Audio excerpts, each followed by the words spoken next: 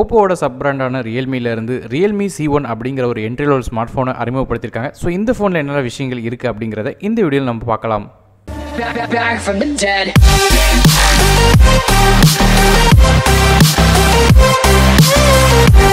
Oppo ஓட Realme 2 Pro ஈவென்ட்ல வந்து Realme ஓட C1 அப்படிங்கிற ஸ்மார்ட் போனை வந்து இன்ட்ரோ듀ஸ் பண்ணிருக்காங்க.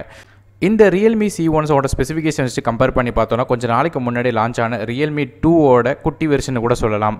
ஸோ இந்த ஃபோனில் என்னென்ன விஷயங்கள் இருக்குன்னு ஒன் பை ஒன்னாக பார்க்கும்போது முதல்ல டிஸ்பிளேலேருந்து ஆரம்பிக்கலாம். இந்த ஃபோனில் 6.2 இன்ச் IPS LCD டிஸ்பிளே கொடுத்துருக்காங்க. இதோட ரெசல்யூஷன் பொறுத்தவரைக்கும் 720 × 1520 பிக்சல்ஸ். இது ஒரு 19:9 ஆஸ்பெக்ட் ரேஷியோட டிஸ்பிளே. பிபி டென்சிட்டி பொறுத்தவரைக்கும் 271 பிபி இருக்குது. இது ஒரு நார்ச் டிஸ்பிளே. அது மட்டும் இல்லாமல் நமக்கு ப்ரொடெக்ஷனுக்காக கார்னிங் ஒரில்லா கிளாஸ் 3 ப்ரொடெக்ஷனும் இருக்குது. அதாவது நமக்கு Realme 2ல வந்து பார்த்த அதே ஸ்க்ரீன் தான் இதுலேயும் கொடுத்துருக்காங்க. அடுத்ததாக ப்ராசரை பற்றி பார்க்கும்போது Qualcomm Snapdragon 450 octa-core சிப்செட் கொடுத்துருக்காங்க. இது ஒரு 1.8 GHz Cortex A53 கோர்ஸில் ரன் ஆகிற ப்ராசர். கிராஃபிக்ஸ்க்காக நமக்கு Adreno 506 GPUம் கொடுத்துருக்காங்க. ஸோ இதுவுமே Realme 2ல யூஸ் பண்ண அதே ப்ராசர் தான். ஸோ நமக்கு பெர்ஃபார்மன்ஸ் வைஸ் பார்க்கும்போது normal day to day apps எல்லாமே ரன் ஆயிரும். எந்த விதமான பிரச்சனை இருக்காது. பப்ஜி மாதிரியான ஹெவியான கேம்ஸ் வந்து நமக்கு அது லோ செட்டிங்ஸில் வச்சு விளாட மாதிரி இருக்கும். ஸோ மற்றபடி ரொம்ப ஹெவியான கேம்ஸ் இருந்தால் லேகினஸ் இருக்கும். மற்றபடி நார்மலான அப்ளிகேஷன் மாதிரி யூஸ் பண்ணணும்னு நினைக்கிறவங்க இதை வாங்கலாம். அடுத்ததாக நமக்கு இந்த ஃபோனில் உள்ள ரேம் அண்ட் இன்னர் ஸ்டோரேஜை பொறுத்தவரையும் இந்த ஃபோன் ஒரே ஒரு வெர்ஷன் தான் வருது. 2GB RAM with 16GB storage வருது. அவனோட ஓப்போட Realme 2ல வந்து நமக்கு 3GB ரேம்லேருந்து ஆரம்பிச்சு 4GB வரையும் இருந்தது குறிப்பிடத்தக்கது.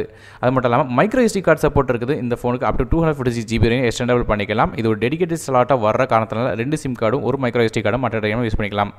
அடுத்ததாக இந்த ஃபோனோட கேமரா பற்றி பார்க்கும்போது rear facing camera dual camera கொடுத்துருக்காங்க. ஒன்று 13 megapixel camera with f2.2 aperture. இது ஒரு ஆட்டோ ஃபோக்கஸ் சப்போர்ட் இருக்குது. அது மட்டும் இல்லாமல் செகண்டரி கேமரா வந்து 2 megapixel camera with f2.4 aperture. இது ஒரு டெப்த் சென்சாராக வேலை பார்க்குது. LED ஃப்ளாஷ் சப்போர்ட் இருக்குது. 1080p ஃபுட்டேஜ் 30 ஃப்ரேம்/செகண்ட் வரை கேப்சர் பண்ணிக்கலாம். ஸோ இந்த கேமராவே Oppo Realme 2ல பார்த்த அதே கேமரா தான். ஃப்ரண்ட் ஃபேசிங் கேமரா பொறுத்தவரை நமக்கு கொஞ்சம் டவுன்கிரேட் ஆகிருக்காங்க. 5 megapixel camera with f2.2 aperture. HDR support இதில் இருக்குது. பேட்டரி பொறுத்தவரை இந்த ஃபோனில் 4230 mAh பேட்டரி. இது வந்து குயிக் சார்ஜுக்கான எந்த ஒரு சப்போர்ட்டும் சொல்லலை. அதனால் கண்டிப்பாக 2.5 மணி நேரத்துக்கு மேலே சார்ஜ் ஆகும் சில எதிர்பார்க்கப்படுது. அதாவது Oppo Realme 2ல யூஸ் பண்ண அதே பேட்டரி தான். சார்ஜிங்காக இந்த ஃபோனில் மைக்ரோ USB 2.0 தான் கொடுத்துருக்காங்க. USB Type C கொடுக்கல. ஆனால் இதில் வந்து OTG சப்போர்ட் இருக்குது. இந்த ஃபோனோட OS பற்றி பார்க்கும்போது Android Oreo 8.1ல ரன் ஆகிட்டு இருக்குது. அதாவது கலர் OS 5.1 இன்டர்ஃபேஸில் டாப்பில் ரன் ஆகிட்டு இருக்குது. மற்றபடி இந்த ஃபோன் 2 டிஃப்ரெண்ட்டான கலரில் வருது. Black மற்றும் ப்ளூ. ஃபிங்கர் பிரிண்ட் ஸ்கேனர் இந்த ஃபோனோட பேக் சைடில் இருக்குது. ஃபேஸ் அன்லாக் மாதிரியான ஃபீச்சரும் கொடுத்துருக்காங்க. இந்த ஃபோன் அக்டோபர் 11 மதியம் 12 மணிலேருந்து ஃப்ளிப்கார்ட்டில் எக்ஸ்க்ளூசிவாக சேலுக்கு விற்கிறாங்க. இதோட ப்ரைஸிங்கை பொறுத்தவரையும் 6999 ரூபாய் கொடுக்குறாங்க.